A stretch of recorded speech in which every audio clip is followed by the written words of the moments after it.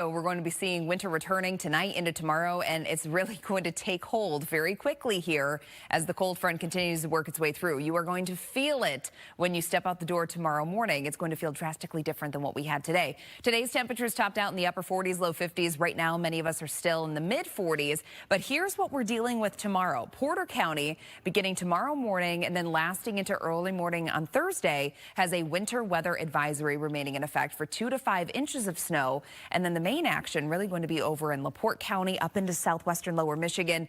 This is where we see a winter storm warning that has been issued tomorrow morning, lasting until midday on Thursday, for as much as 6 to 8 inches of snow being possible. But as we are well aware of with lake effect events, it's not going to be the entire county that's picking up 6 to 8 inches. It's just where those heaviest, most persistent bands will set up. So if you have travel plans in Porter, LaPorte counties tomorrow into Thursday, just know you're going to see very quickly changing travel conditions, heavy bursts of snow, and we could be dealing with treacherous travel at times, especially where you see this winter storm warning. I'll have your local forecast coming up, including the Bears forecast too. Back to you.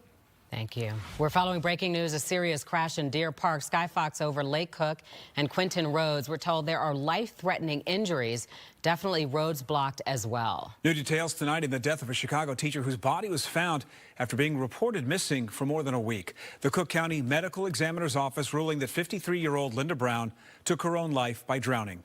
The body of Brown, a special ed teacher with CPS, was recovered from Lake Michigan yesterday at 31st Street Harbor. She'd been missing since January the 3rd. If you or a loved one needs help, you can call the National Suicide Prevention Lifeline. We have the number on your screen. It's 988. There is free support 24/7. We are learning more about the 17-year-old who was shot and killed in Cicero as he was leaving school. Our Leslie Moreno spoke to the family. She's joining us tonight live outside Morton East High School, near to where that shooting took place. Leslie. Hey guys, good evening. Yeah, family says that 17-year-old student had just arrived to the U.S. from Colombia about 4 years ago. Family says he was looking forward to graduating high school this year and supporting his family. That is him there on your screen. 17-year-old Johan Adare. Family says he was shot in the chest and on the ankle following an altercation with the alleged suspect. Cicero police say this all happened around 3:20 on Thursday afternoon, just as school was ending. Students were heading home when shots rang out near the corner of 59th Avenue. Family members say Johan had been bullied by the alleged shooter. Concerns were reported, but they say no action was taken, and they believe that failure ultimately led to the confrontation. His brother says Johan was a loving son who planned on enlisting in the Marines to honor his family and see the world. They're very concerned with the situation, and it's really hard to explain how they feel to see the person who took their child's life is still now behind bars, and there is also fear about retaliation if we speak up. Cicero police say this is the alleged shooter there on your screen. He was captured on surveillance running away after the shooting. If you look closely there, you can see him holding what appears to be a gun. The district says it's working with police as they investigate, and we did reach out to the district as well regarding those bullying claims. We are still waiting to hear back. As of this evening, no arrests have been made. There is, however, a $5,000 reward for any information that can lead to an arrest. For now, reporting live here in Cicero, Leslie Moreno, Fox, Chicago. SWAT officers were at the scene of a shooting on the southwest side earlier today. Police say a victim driving in a car was shot and his vehicle crashed. It happened near 26th and Lawndale. The shooting victim is in critical condition. Police are still investigating. No one is in custody. It's a case that we have been following closely for more than a year, and now the husband of a woman found dead at the bottom of a South Loop stairwell is charged with a murder. Once a high-profile Chicago tax attorney, Adam Beckerink was extradited from Michigan yesterday, where he was serving time for separate domestic violence charges. Casey Crone is live tonight at the Layton Criminal Courthouse, where earlier today Beckerink faced a judge. Casey.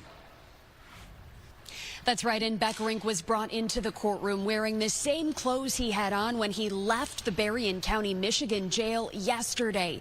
Caitlin Tracy's family sat in the gallery today, marking one step closer to getting justice for their daughter. For 1 year, no one was charged in her death, but that changed a few months ago when a warrant was issued for Beckerink's arrest. Beckerink, who is 47, is now officially booked into the Cook County Jail, charged with first-degree murder. The couple lived in the South Loop, where prosecutors say Beckerink threw Tracy down the stairs. He was arrested by Chicago police officers and U.S. Marshals in Michigan as he was released from jail there after serving time for a domestic incident involving Tracy. Today, Tracy's parents were in court as Beckerink faced a judge. He was wearing slacks, dress shoes, and a blue hoodie. The hearing was brief and has been continued until Friday. Beckerink's attorney telling the judge he needs time to review the hundreds of pages of documents submitted by prosecutors and will consider whether cameras should be allowed in the courtroom during trial. A Tracy family spokesperson shared this statement after the hearing. The CPD has worked long and hard to investigate this case. Although the defendant's criminal convictions and sentence in Michigan brought some measure of justice for Caitlin, he must now be held accountable for his actions in the days and months that led to this moment. The state's charge that he murdered their beautiful daughter. We hope that justice will prevail and we can finally lay our dear Caitlin to rest. After bringing about the charges, Cook County State's Attorney Eileen O'Neill Burke shared today in part, with these charges, we are sending a strong message. Violent crimes rooted in domestic abuse will be aggressively prosecuted as we work to bring justice to families and protect survivors. Beckerink will be held here in jail until at least this Friday, when he is set to reappear in court. His attorney did not provide comment after the hearing. Reporting live at the Layton Criminal Courthouse, Casey Cronus, Fox, Chicago. Small businesses that sell online rely on digital tools every day. But a vintage shop in Chicago says one of those tools was used to open credit in their name. Terrence Lee is here. And Terrence, they say within minutes they were hit with thousands of dollars in fraudulent charges. Yeah, shocking. Even more shocking how these hackers were able to pull this off. Dawn and Scott. The business is called Lost Girls Vintage. There's a location in Westtown, another in Wicker Park. They use Shopify, a platform thousands of businesses use to run sales and payments. Here's how the owner says it happened. Their email was flooded with spam, thousands of messages all at once. That flood made it hard to see the real warnings, just as the hackers intended. Now, buried in the middle were legitimate emails from Shopify. One said a recovery code was used to take over the account. Another said, welcome to Shopify credit. The owner says the person got around two-factor authentication, and when she logged in, about $35,000 had already been charged to that new line of credit. The card was locked down in real time. Passwords were changed. The fraud was reported right away. She says this is what that kind of loss means for a small business like hers. Losing that amount of money that's a death sentence for a small business. And it's already so hard to survive as a small business in our current economy. So it's just a hit that we absolutely could not afford to take and overcome. And to avoid this happening to you, the business says turn on two-factor authentication on every account, even though they went around it in this case. They say watch your email closely for sudden spikes or strange activity. The Better Business Bureau says don't log in through links that are sent to you in email. Go straight to the site. Now, the charges have been reversed for now. The account stays open during the investigation, and that process can take up to 90 days. The final decision rests with Shopify. The owner says other small businesses reached out with similar experiences, and some were never resolved. I reached out to Shopify for a statement. I have not heard back. Dawn and Scott, tonight at 9 o'clock, I'll walk you through exactly what the scammers were able to do in this case and how you can avoid it as well. All right, Terrence, thank you. Nearly a week after a fatal shooting by an ICE agent, protesters continue to face off with federal agents across Minneapolis. At one point today, officers deployed tear gas and flashbangs.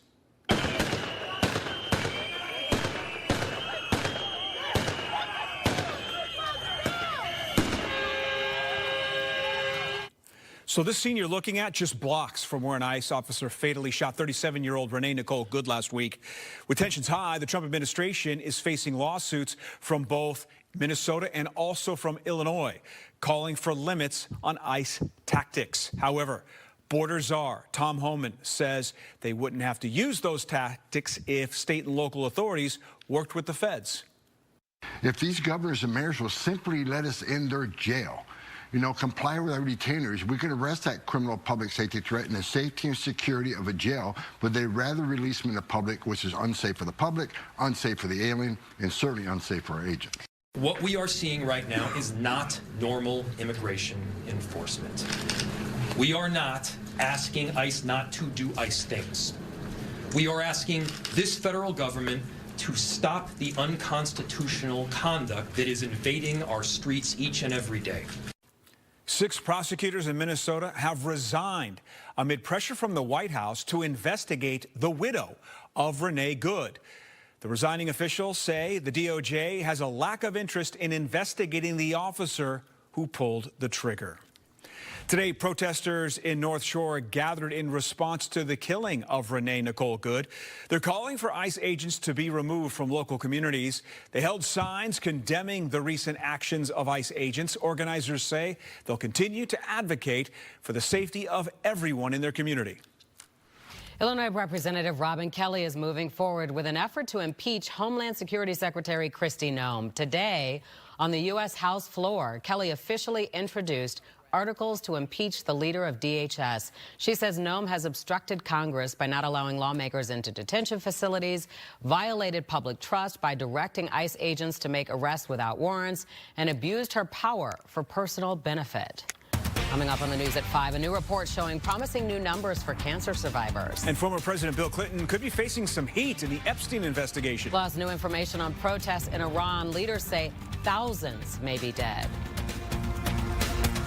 Fox 30.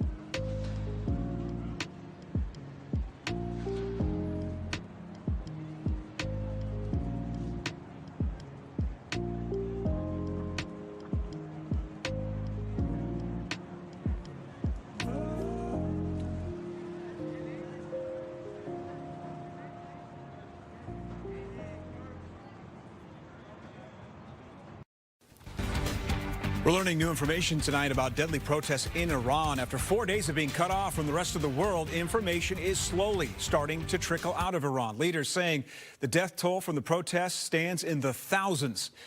Iranian demonstrators have been facing off against security forces for more than a week now. Authorities have been trying to end more than 2 weeks of widespread anti-government protests. Witnesses say there is heavy security in the nation's capital. However, the government claims the situation's under control, even as the number of deaths continues to rise.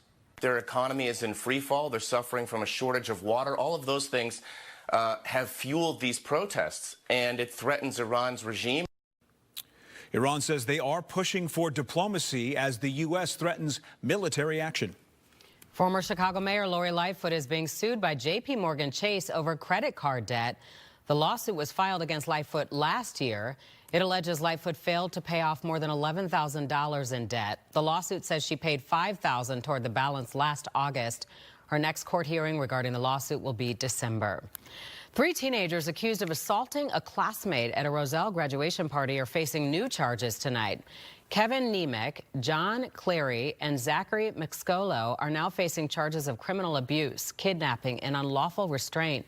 They were arrested in December. Both Clary and Mixcolo are free on bond.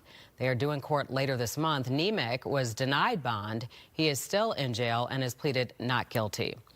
Tensions are escalating as the Jeffrey Epstein investigation continues. Now, Bill and Hillary Clinton are now facing threats of contempt after refusing to testify in the investigation. The Clintons released a joint letter today challenging the investigation. They're calling it, quote, illegally invalid. It comes in response to Republican Chairman James Comer's push for the couple to appear before the committee panel later this week. Not a single Democrat showed up today. Not a single Democrat. The ones that have press conferences on the Capitol steps and talk about how they're trying to get justice for the victims and all that. It just seems like they only care about questioning Republicans. Comer assures they are not accusing the Clintons of any wrongdoing. They just want to ask questions. Justices at the Supreme Court heard arguments in a landmark case today. It will shape the future of women's sports and transgender rights.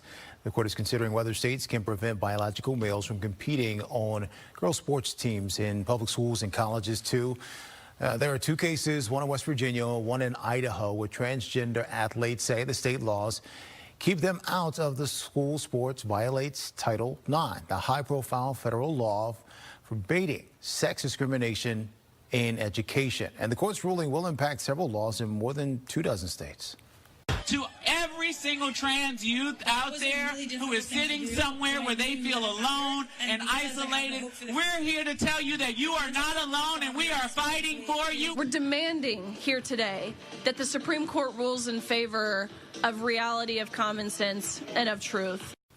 The U.S. Olympic Committee and the NCAA say athletes must compete on the team consistent with their biological sex. But lower courts in these cases have sided with the trans athletes, agreeing the state laws violate their civil rights. A ruling from the Supreme Court is expected this summer. Scott. Well, Terrence, meanwhile, the Illinois State Supreme Court heard oral arguments today in a lawsuit against Amazon. Former warehouse employees argue they should have been paid for the time that they spent undergoing mandatory COVID-19 screenings. Amazon claims that Illinois law does not require them to pay those workers for things that they did outside of work. Speaking of court, Illinois Supreme Court Justice Mary Jane Tice is announcing her retirement. She has been representing the Cook County District on the court since 2010. The former chief judge says she is deeply grateful to have the opportunity to serve. She is officially set to retire at the end of this month. A major milestone in the fight against cancer. For the first time ever, 70% of people in the U.S. diagnosed with cancer are surviving at least 5 years. A new report from the American Cancer Society details gains made against some of the deadliest forms of the disease, including prostate, colon, and lung cancer. Dr. Walter Stadler, an oncologist with City of Hope, says while early detection has been a game changer, other cancers, including brain and pancreatic cancer, still need better screening methods. We ought to encourage patients to participate in the clinical trials that are going to make a difference. We need to continue to do the research, not only in patients, but also in the laboratories that are creating these new advances. The report found that early detection dramatically improves outcomes for breast and prostate cancer, while healthier lifestyle choices, including eliminating tobacco, reduced head and neck cancer. A really popular superfood is being recalled tonight. This is sea moss gel superfood. It's sold by Diva Fam Incorporated. The company is recalling all of its lots and flavors for the 16-ounce jars made before January 9th of this year. This is because the company does not have records that it was made under the legal standard. This means there could be bacteria in the jars, including organisms that can produce botulism. No illnesses have been reported yet. We reached out to the company. They say because the recall is precautionary and related to records and paperwork, not the quality or safety, they are not offering refunds. Let's get an update on our forecast. Check in with Chief Meteorologist Emily Walls. It felt so good today. If people weren't paying attention, they probably walked outside and took a nice, refreshing breath of air. Yes, it was gorgeous today, and that image right now looks like a postcard. It's picture perfect out there. We have temperatures that are currently sitting in the mid to upper 40s. Previously today, a lot of us saw our highs in the low 50s. But a strong cold front is already beginning to cut its way through the area. And then once we're on the northern side of that, you're going to start to feel the winds ramping up out of the north-northwest, and temperatures are going to begin to drop pretty quickly, too. So your forecast temperatures here taking us throughout the next few hours. We're staying dry, but we will see increasing cloud cover by 9 p.m. or so. Many of us are still going to be in the low 40s. But then going into early tomorrow morning, scattered snow showers developing, especially across northwest Indiana, where heavy lake effect is going to be setting up. So again, we do have that winter weather advisory in Porter County, a winter storm warning for LaPorte County, as much as 6 to 8 inches going to be possible in LaPorte County over into northwest or southwest Michigan as well. So a big event unfolding for northwest Indy, but in northeastern Illinois, things are going to stay quiet. It's just going to get cold. We'll have gusty winds and temperatures in the 20s through the day. Now, tomorrow during the day, again, scattered snow showers in the morning, and then lake effect developing northwest Indiana. That's going to last into Thursday. Daytime hours of Thursday, we're drying out, partly cloudy skies, but then another system is going to come through Thursday night into Friday that could be bringing around an inch or less of accumulation. We'll be right back.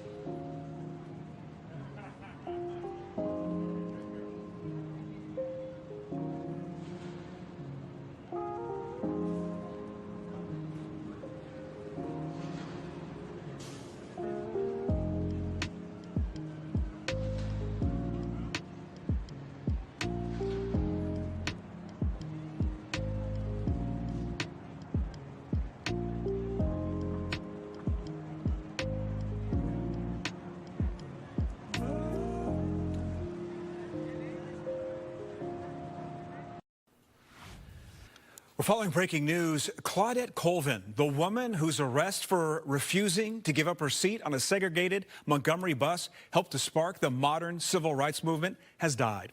Now, she was actually arrested months before Rosa Parks in 1955. She was 15 at the time. She became a named plaintiff in the landmark lawsuit that outlawed racial segregation on Montgomery's buses.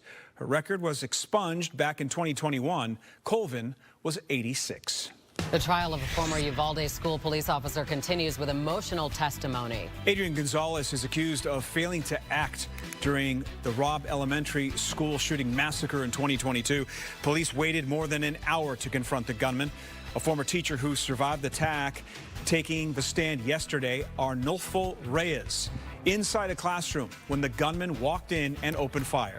He survived by playing dead. None of his students, though, did. In court, he described what he saw as the gunman began shooting in his classroom.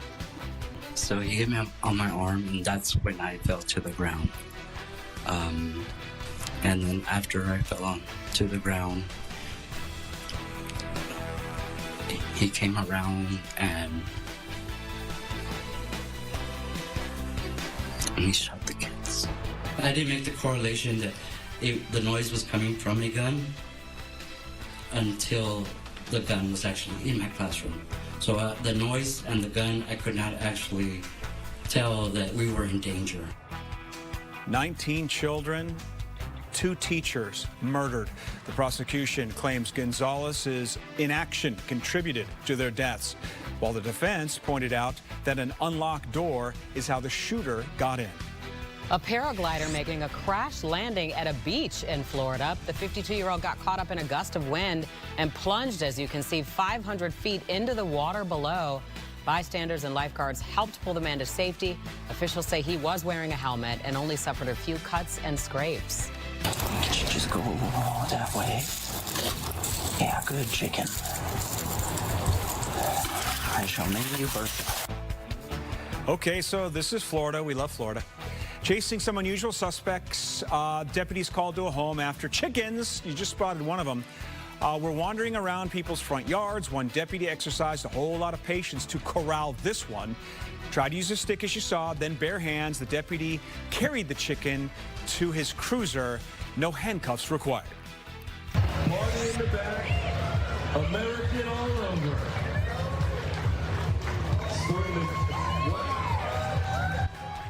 We told you about the mullet contest in Pennsylvania yesterday. Now here are some of the winners. This is 10-year-old Drew. He beat nearly 150 other people to win the top award, the Best in Grow category. His prize, a rear bumper of a Corvette. He wore a red and black shirt in an homage to movie character Joe Dirt and carried Joe's trademark mop.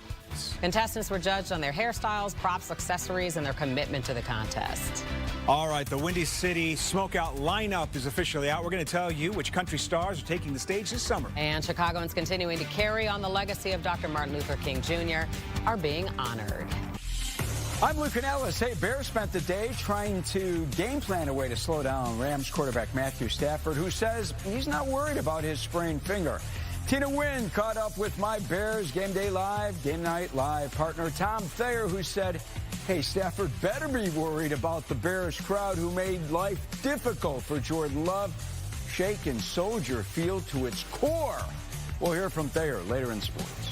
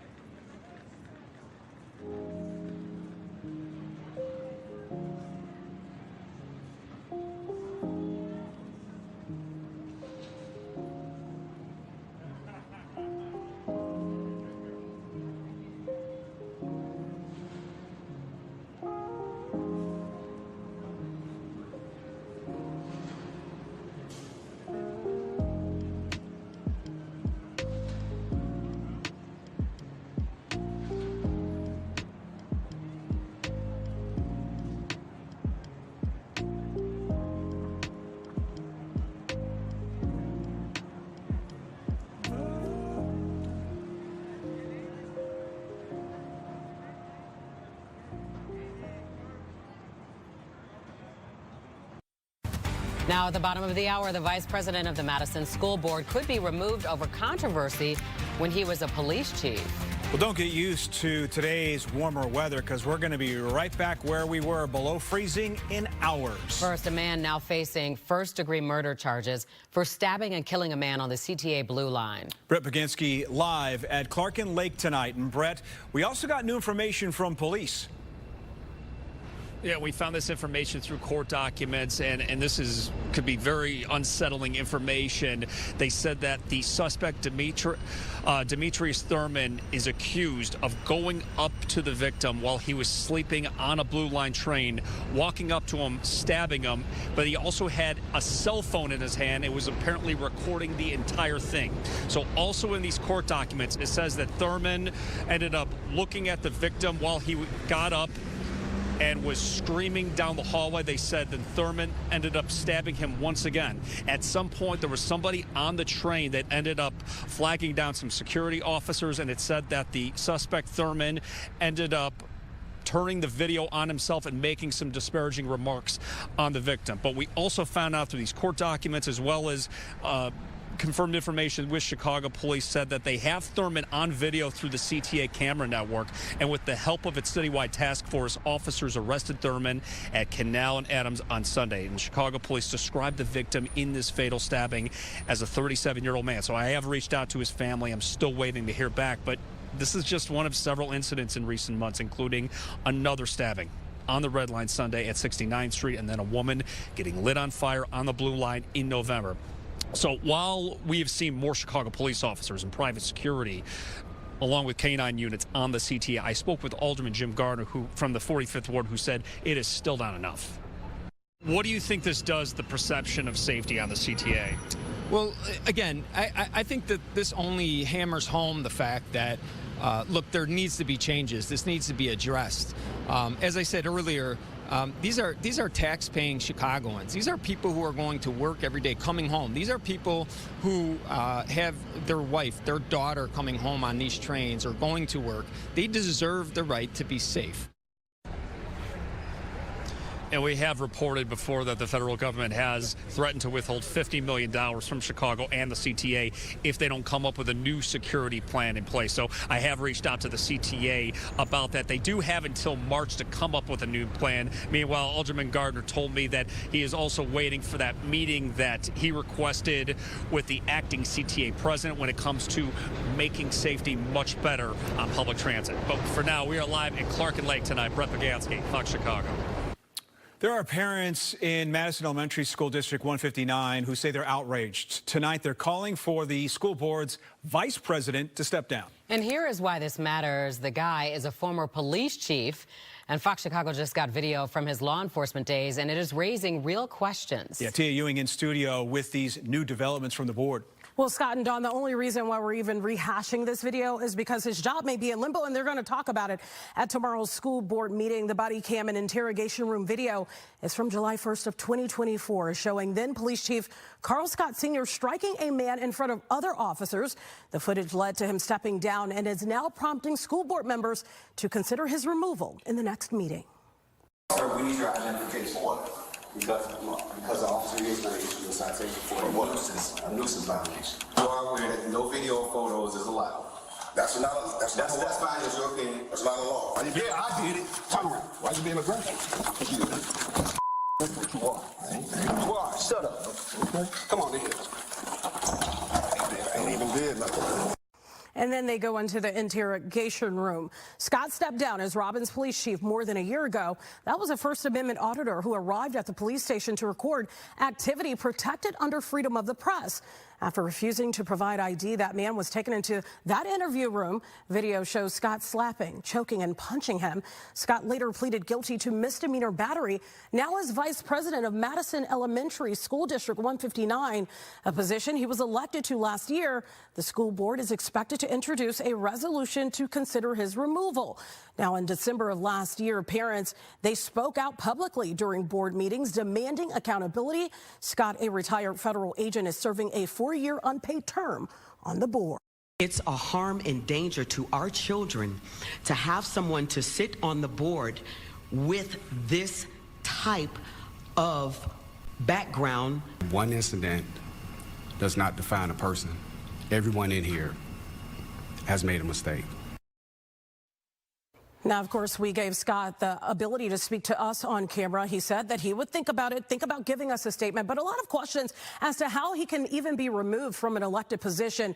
Board President Cherie Morton released a statement confirming the board's attorney has prepared resolutions regarding the status of Scott. Morton says the district has received an influx of emails over this issue and that she herself has faced threats amid the growing controversy. The resolution will be included during tomorrow's board meeting at 6:30. Dawn?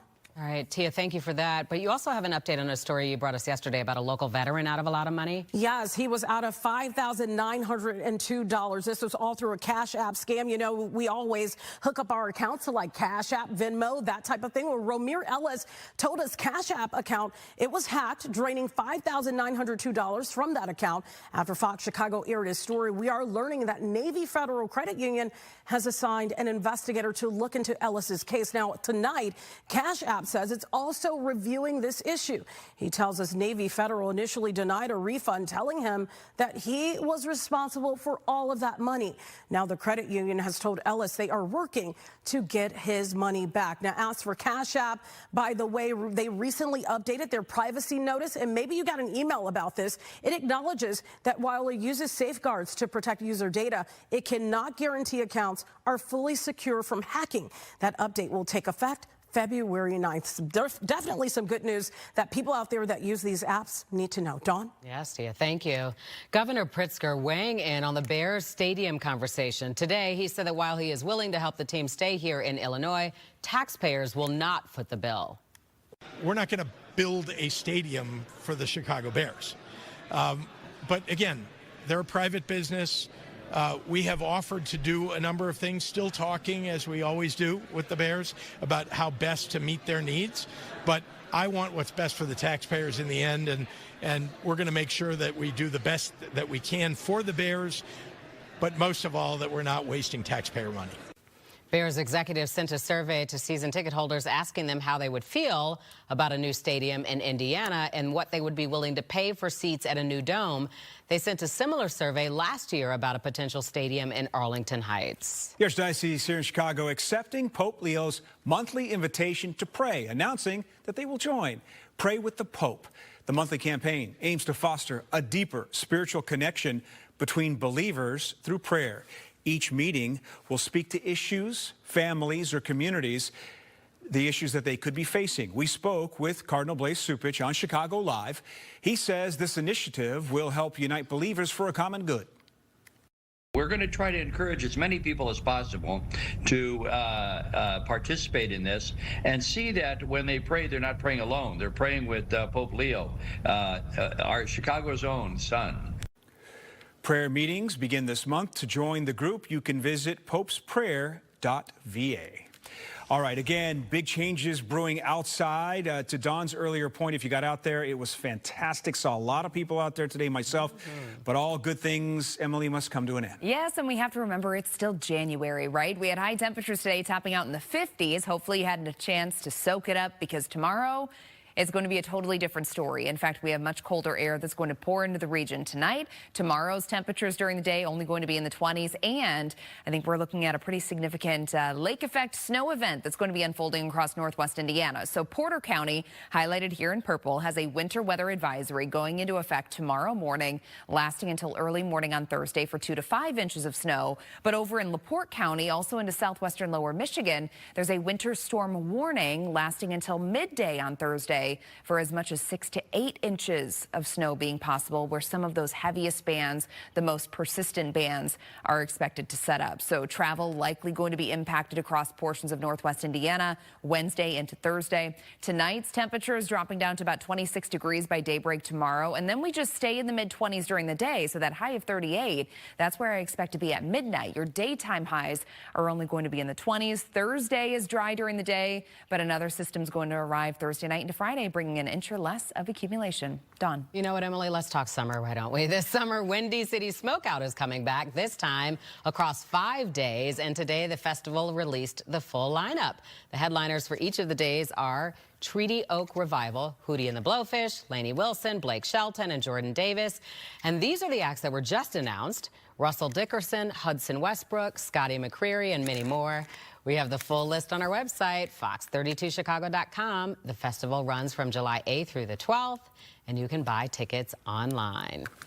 And still ahead on the news at 5, 6 decades ago, Dr. Martin Luther King Jr. moved to the west side of Chicago. Yeah, he was fighting for fair housing and against racism and poverty. Now, 60 years later, the city is honoring those who are carrying on his legacy. And more history, a movement that has opened doors for thousands of black pilots over the years and aerospace professionals is being celebrated with a milestone out of O'Hare.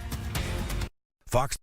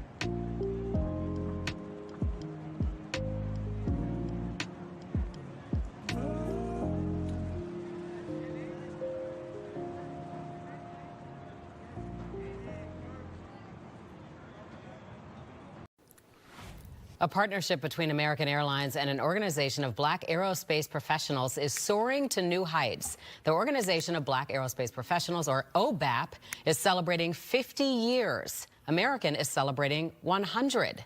They have been working together for years. Well, they gathered at the Hilton O'Hare today, where OBAP was founded. Back in 1964, American made history when it hired Captain David E. Harris, the first black commercial airline pilot. 10 years later, he established OBAP, a group that has opened doors for thousands of black pilots, engineers, technicians, and aerospace professionals. Well, a board member gave one example of the work that still needs to be done. From my perspective, I think the numbers have stagnated for quite some time. Which is why it's so important for us to grow not only organically but also geographically as well, because there are still communities where young females still have never been to the airport or even seen a female pilot. The airline says these milestones for both groups mark a great time to honor history and build a future where diverse talent and opportunity can soar together to create an exclusive workforce. Very nice. Community leaders on the West Side received special recognition today. Terrence, they received MLK Awards. Yeah, Donna Scott, 60 years ago this month, Dr. King and his family actually moved to the West Side. He was fighting for fair housing, fighting racism and poverty. Well, today, 3 people got honored for keeping that work going. The leaders and network gave out MLK Awards this morning, called Brinson Gatwan, Dr. Wayne Gordon, they call him Coach, and Dr. Maisha Handy, the guy recognized for standing up for poor and working class people here in Chicago. Now, Dr. Gordon, he's been in North Lawndale for 50 years, a pastor, a teacher. He helped build housing, helped build a health center. He's moved into a mostly black neighborhood and says he feels humbled by it. I can honestly stand here with you today and tell you that the people of Lawndale over these last 50-some years have taught me far more than I've taught them. These three say Dr. King never took a day off, and they're not planning to either. I'm Lou Canellis. Bears fans still talking about the tremors at Soldier Field Saturday night. One of the voices of the Bears on radio, Tom Thayer, walks 100 yards with Tina Nguyen, sharing his love for those Bears fans. And one of the NFL's top head coaches already has a headache trying to come up with a game plan to defend Caleb Williams. Wait till you hear Sean McVay. Comes your way next in sports. Fox Local.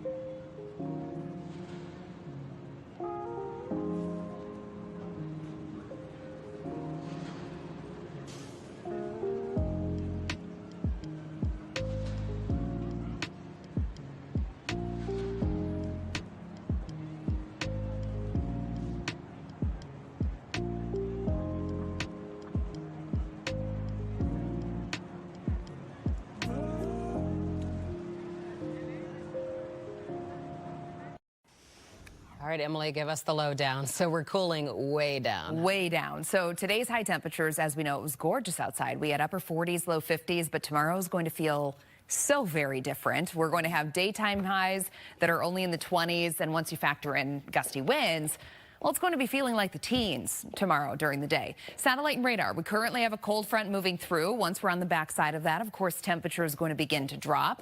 And then tomorrow, all focus is really going to be on northwest Indiana. So for those of you in Porter County, highlighted in purple here, this is a winter weather advisory that's going into effect tomorrow morning, lasting until about 4 a.m. Thursday for as much as 2 to 5 inches of snow being possible.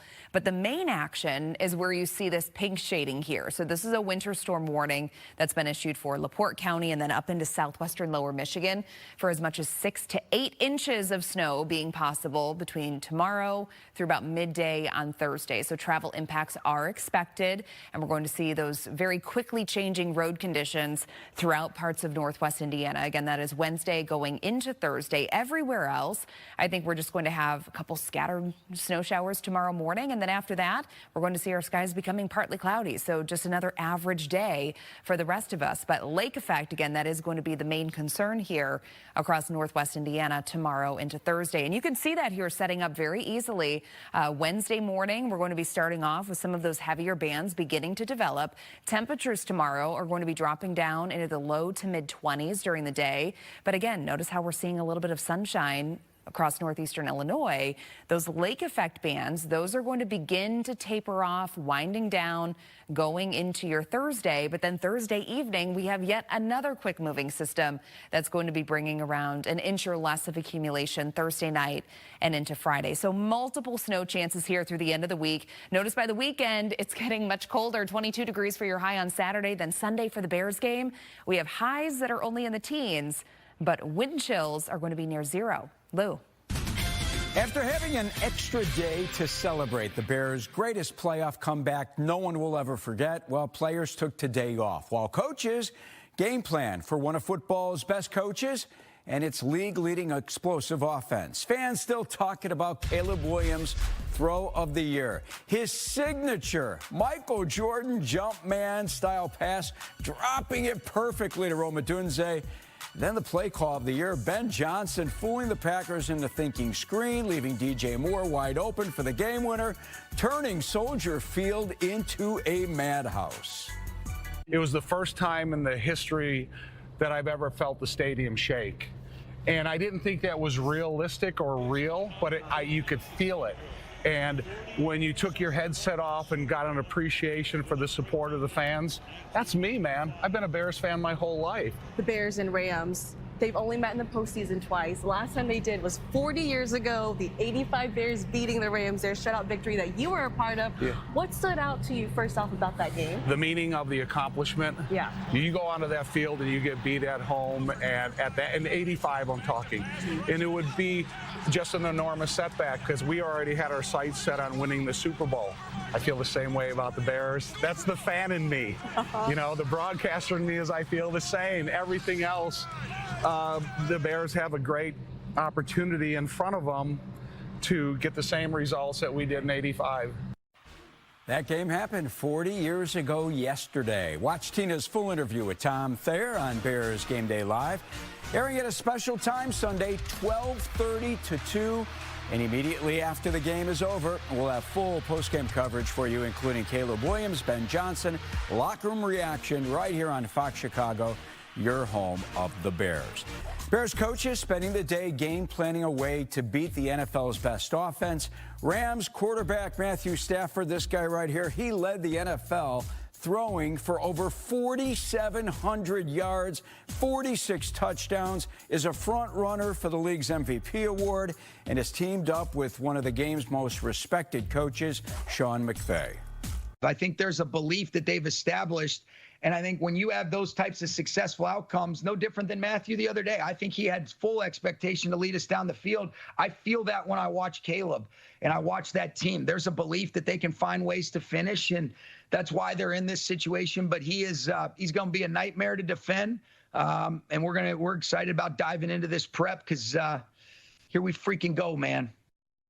I don't know. The Bears are going to be the Packers' heads now, if they weren't already.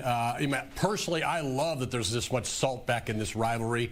You know, you and I, Lou, have been doing this rivalry story for years, and you try to create, hey, guys in the locker room, it's Bear Week, and they kind of go, ho-hum, no big deal. Guess what? Next year, that won't be the reaction at all. The Bears are for real. The Bears players believed, and they obviously embodied what their coach and their team was all about. Do the Packers fear the Bears, hate the Bears? I don't know, but the Bears are in their heads now.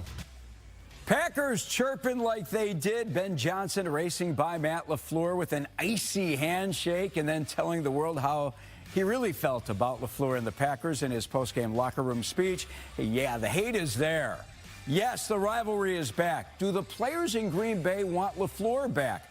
First and North tonight, coming at you strong. Dan Miller, Tim Van Vorn, Ahmad Hicks, all at 9:30. The NFL's coaching carousel. Boy, this thing's spinning out of control right now. Today, Mike Tomlin steps down as Steelers head coach. Tomlin's the longest tenured head coach in the NFL, 19 years, 19 winning seasons in Pittsburgh, but was 0-6 in the playoffs since 2017. Eagles fired their offensive coordinator, Kevin Patullo, as well. Bulls on the road in Houston tonight.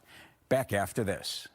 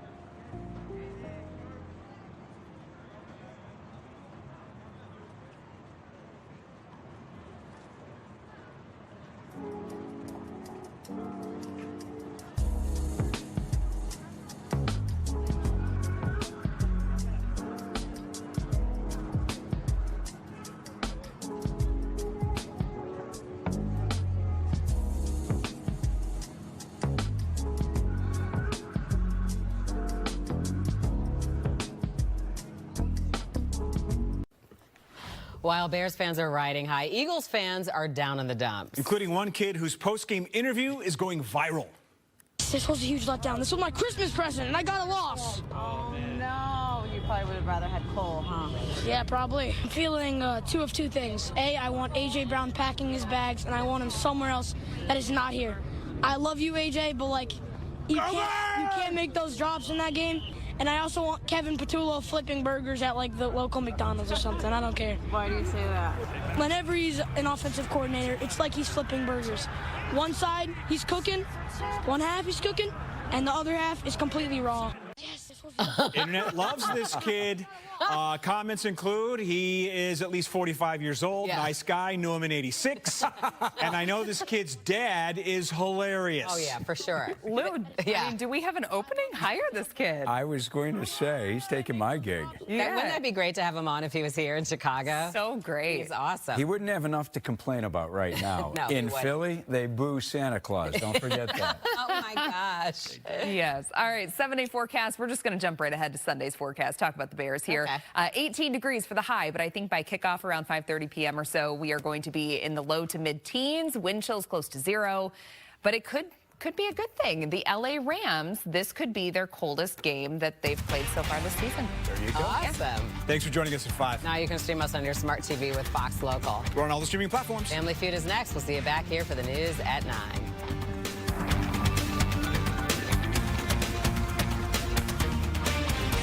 It's Ashley's